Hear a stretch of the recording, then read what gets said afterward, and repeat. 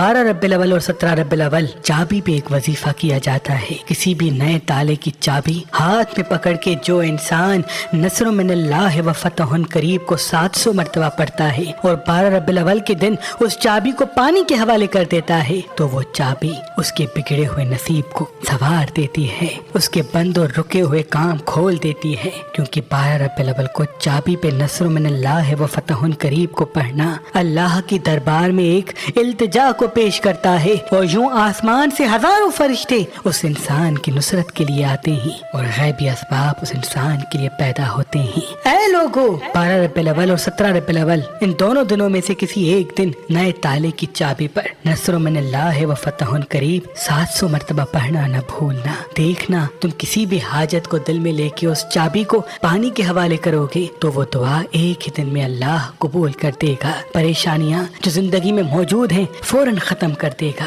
और आने वाला पूरा साल तुम्हारा खुशहाल